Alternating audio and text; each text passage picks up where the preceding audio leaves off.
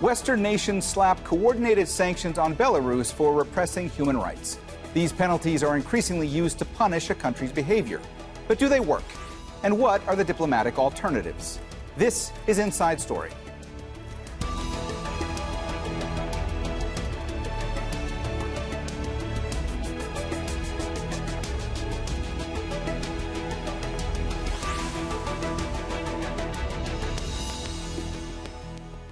Hello and welcome to the program. I'm Mohammed Jamjoom.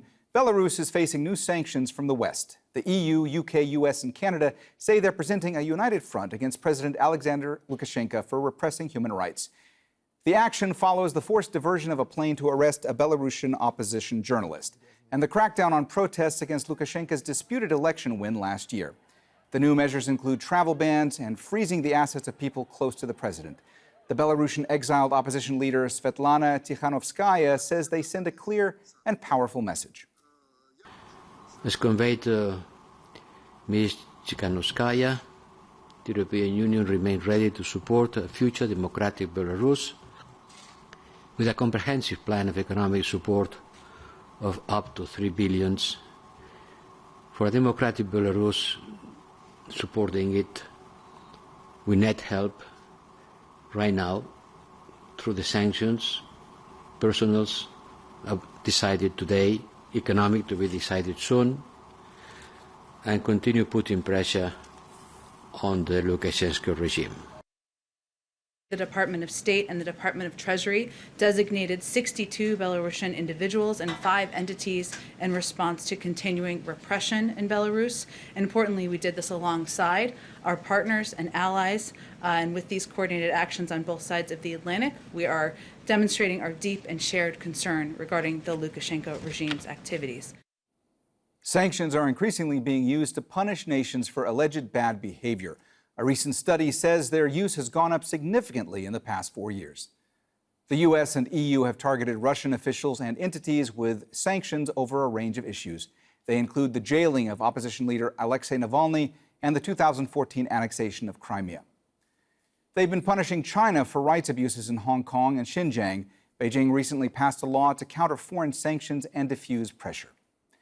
The European bloc, the US, and other Western capitals sanctioned officials linked to Myanmar's junta following the February military coup. And Iran's economy has been suffering after years of US sanctions. The two nations are involved in talks that could see some measures lifted as part of reviving the 2015 nuclear deal.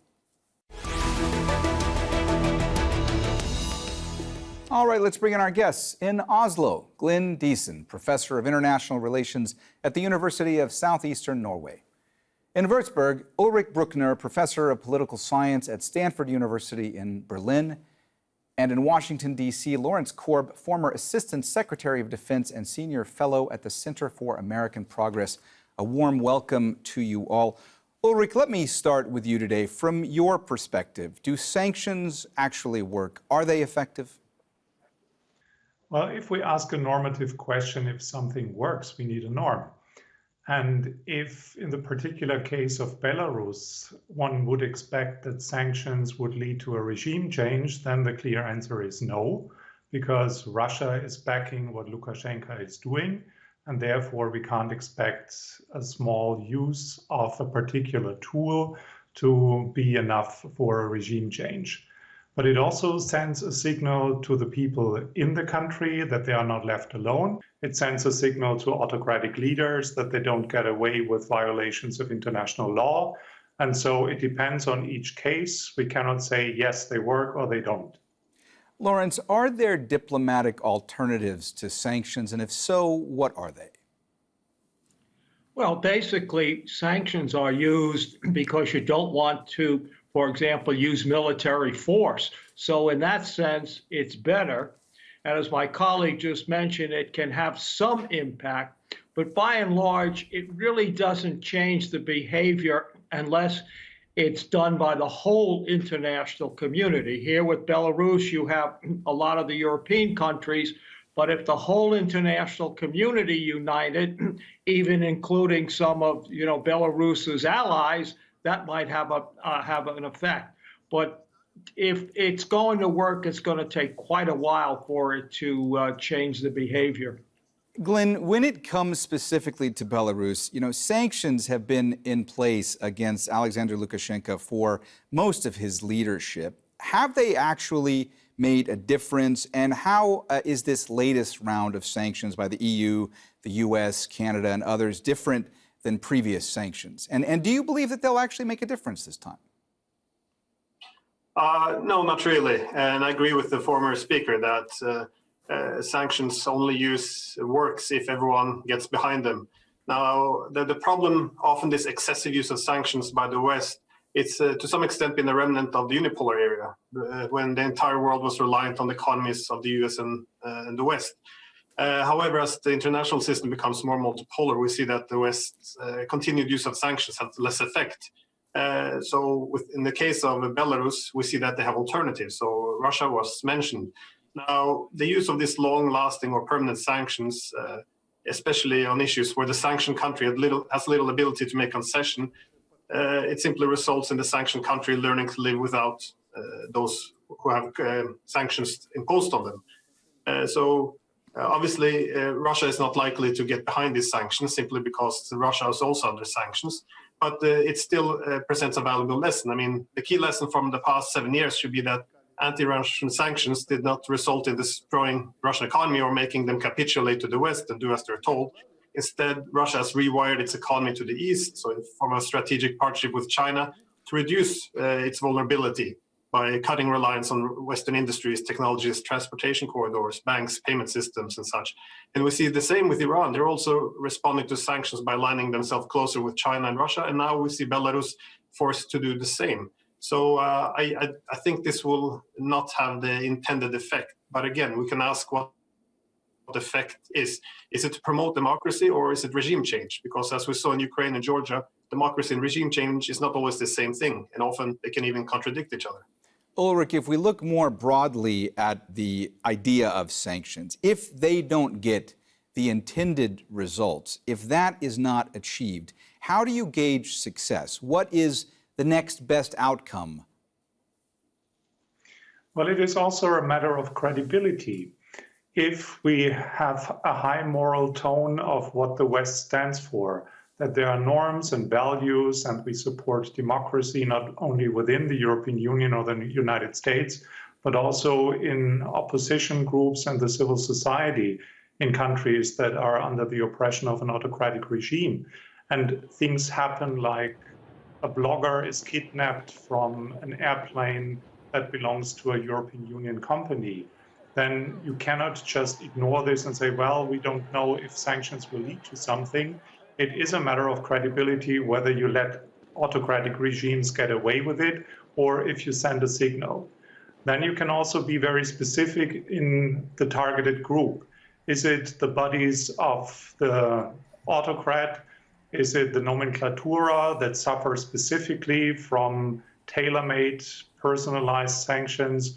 Or is it something that makes the whole country suffer? And then you can trigger, in the worst case, what Noam Chomsky is calling a weapon of mass destruction, that people die because of the economic consequences and it causes poverty all over the country. Lawrence, if we could look more specifically at the U.S. for a moment. When it comes to how the U.S. has imposed sanctions on various countries and governments over the past few years, has there been a shift in the American strategy? Are they trying more and more to make sure that they don't target huge sectors of society and the economy so that just regular citizens aren't as affected, and that they target instead more specifically government officials, whether it be their wealth, their personal wealth, or the freezing of their assets, or imposing travel bans? Well, they are trying to use more targeted sanctions. The problem is, if you're trying to change a country's behavior, you have to target the whole country. For example, you're trying to get Iran not to develop nuclear weapons. Well, if you just target a couple of people at the top, it's not going to change. You're hoping that by undermining the whole economy in the country, the people there will put pressure on them.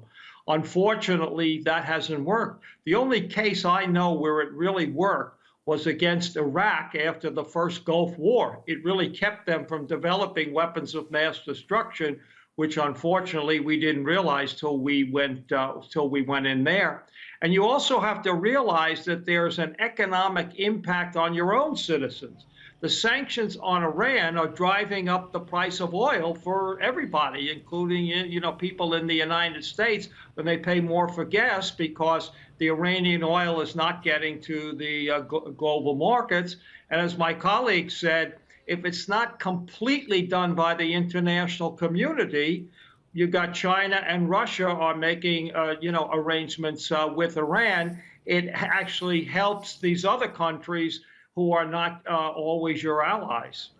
Glenn, from your vantage point, would you say that these so-called targeted sanctions are more or less successful than sanctions that have been imposed in years past, that more broadly affect wide sectors of countries' economies? Well, I think they won't have that much effect anyways, because, as I mentioned previously, these are on areas where there is not much to do, like where the sanctioned country doesn't have much room to maneuver. And again, part of the problem goes back to what was said previously, that something has to be done. We have to send a signal. But the problem is that in the West, we often impose sanctions under the language of democracy and human rights. Thus, we often consider it to be very morally righteous. However, by other countries, they see it to a great extent as an instrument to impose hegemony. So just with the language that was currently used, this idea that the West has to change the behavior, so we take on this very subject-object relationship where the teacher is supposed to discipline the rest. Now, the problem there is very much rejected, the entire legitimacy by countries such as China and Russia, because the West tends to lecture on various things from human rights to cyber, or in the case of Belarus, the aviation rules. However, it's rarely about enforcing common rules that are applied consistently. Rather, there's usually rules that the West used to police others, but not apply to itself. So the case of Belarus, I think even targeted sanctions, it will get around it, simply because other countries will try to help them out. Now we're on the case of Belarus. I would just point out that these sanctions are not deemed to be legitimate by many of the larger countries, mainly Russia and China, simply because these are not rules that are applied equally to everyone else. Keep in mind that in 2003, European countries forced the landing of Evo Morales, the Bolivian president's airplane, at the behest of the US government because they wanted to arrest one of their whistleblowers, Edward Snowden. And we have a similar case in 2016 when Ukraine threatened to deploy fighter jets to force a Belarusian airliner to make a U-turn, and so they could arrest an anti-Maidan critique. Again, there's no outrage, there's no sanction. So it's this very selective application of these rules, which is therefore resulting in becoming seen as illegitimate, which is why a lot of these larger countries now are simply refusing to play ball and instead supporting Belarus, even though either Russia or China, neither of them are really that happy with the Lukashenko government, but still they refuse to play along these rules. Ulrich, it looked to me like you were reacting to some of what Glenn was saying there. Did you want to jump in? Well, we don't need to go as far as looking at the West that behaves like morally superior over autocratic regimes. We had a similar situation between the United States and Germany on the case of the pipeline that connects Germany directly with Russia, Nord Stream 2. And the United States and the Congress in particular punished companies that are involved in building this pipeline. This did not lead to a regime change in Germany, but it massively affected public opinion, and it put Germany in a very defensive position when it comes to package deals in which Germany was always reminded that it is willing to sacrifice a homogeneous position in European energy policy. And when finally Biden stopped sanctioning Germany on that particular case, it was a major relief and everyone was willing to give in on other unrelated subjects. Lawrence, already in this conversation, we have spoken about China, we've spoken about Russia, we've spoken about Iran and other countries. I want to talk for a moment about Myanmar, because since the military coup in February, since the military took control of Myanmar, you've seen the US, Britain, the EU, they have imposed several waves of sanctions against the junta there. They have targeted specifically leaders of the military. And yet, the military hasn't changed its behavior in any kind of significant way. They seem to be relying on support from China, from Russia, from the ASEAN countries. From your perspective, have the sanctions against Myanmar and against the junta there have any meaningful impact? Ironically, the big impact is on the people of Myanmar, not the leaders, because as you pointed out, they can get help from China and Russia. A lot of times countries do this, and I'll speak for the United States. They do it because it makes them feel good. They've got to do something. My goodness, what happened in Myanmar? They had the overthrow of the elected government, and so we got to do something. So you do it.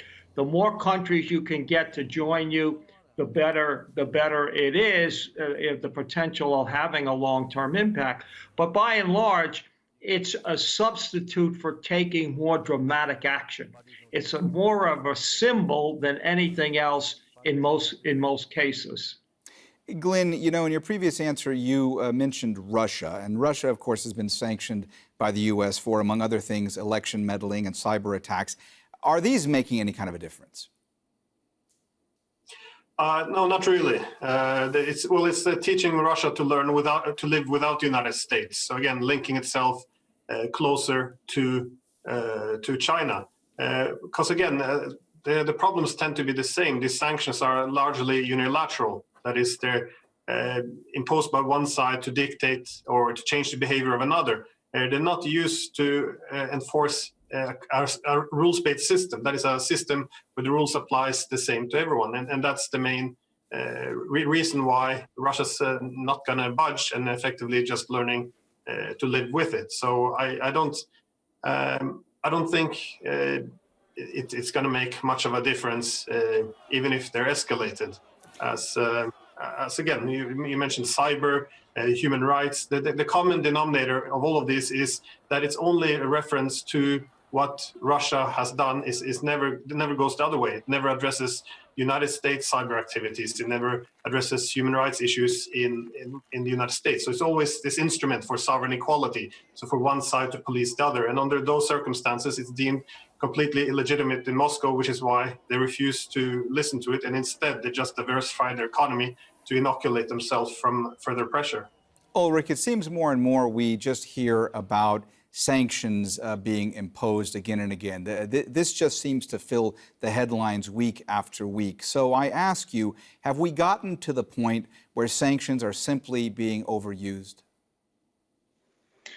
Well, there is no such thing like a perfect equilibrium for how we use different tools, no matter if it's diplomacy or if it's economic sanctions. I think it really depends on case by case.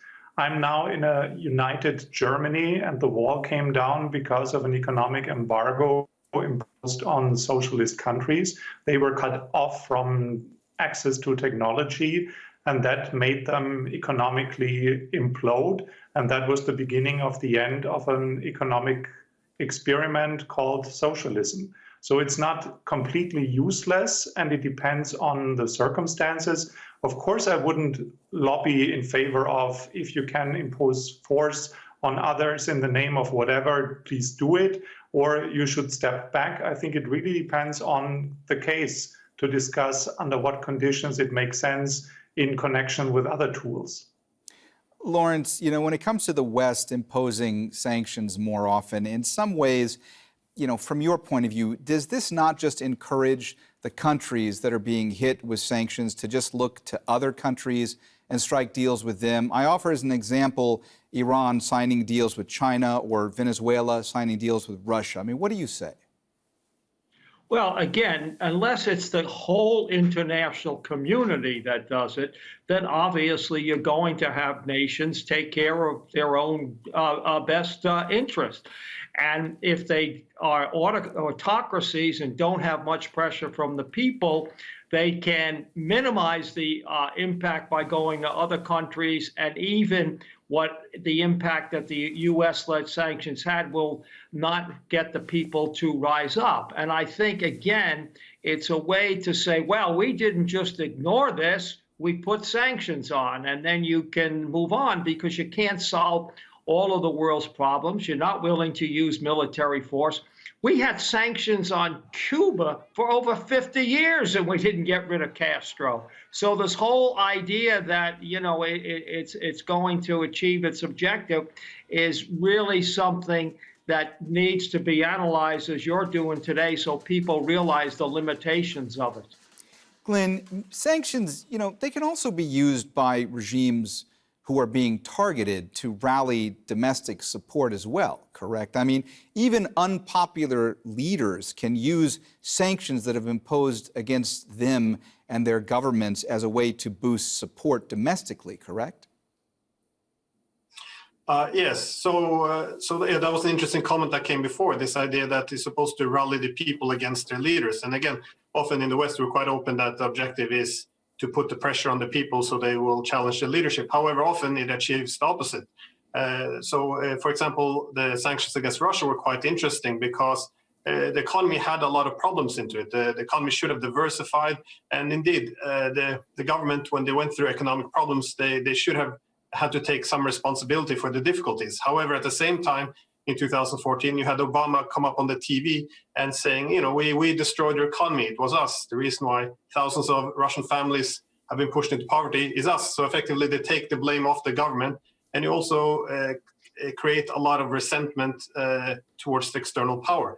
But again, it also has to, the sanctions always have to be linked to something. If you want to change behavior, destroying the economy can't be the purpose. If you want to change the behavior, that's how success is defined. You have to see whether or not this is possible. Well, with the case of Belarus, it's not. It's pretty much always tied to regime change. So I think it's not tied to any specific common rules which under the international system should operate under. And same with Russia. There's nothing really Russia can do. It's not going to cede Crimea. So it's the people effectively support what the government has done, and they blame the economic difficulties on foreign powers. So this intention of rallying the people against their own government, it's not really working. Lawrence, you know, I asked Glenn about the unintended consequences of sanctions just now, and it looked like you also wanted to jump in, so please go ahead. Well, again, I was going to say there are these unintended consequences because it can allow these dictators to blame the U.S.-led or the international community for the problems they have at home. And it hurts your own people. It can basically strengthen these regimes that you're trying to change. The great irony is sanctions work best against people you're working with. They're dependent on you for foreign aid, then the sanctions can work, but they're usually not your enemies. Lawrence, let me also ask you, you know, we've seen countries like Russia and China start retaliating more when sanctions are imposed on them. Do you think going forward we're going to see more countries retaliate when sanctions are imposed against them? Oh, very definitely, particularly with China, which is, you know, such a fast-growing economy, and what we, the United States, depends on for a lot of supplies that we get that keeps our economy going. So yes, they are going to do it because the United States' global economic position is not as strong as it once was. It's still strong, but it's not as strong as it once was. So I think you're going to see that. I think with the Nord Stream pipeline, one of the reasons we did not stop that from Germany is basically because we know that we need the help of the Germans to deal with the Chinese. All right, we've run out of time, so we're going to have to leave the conversation there. Thank you so much to all of our guests, Glenn Diesen, Ulrich Brueckner, and Lawrence Korb. And thank you, too, for watching. You can see this and all of our previous programs again anytime by visiting our website, aljazeera.com. And for further discussion, go to our Facebook page. That's facebook.com/AJ Inside Story. You can also join the conversation on Twitter. Our handle is @AJ Inside Story.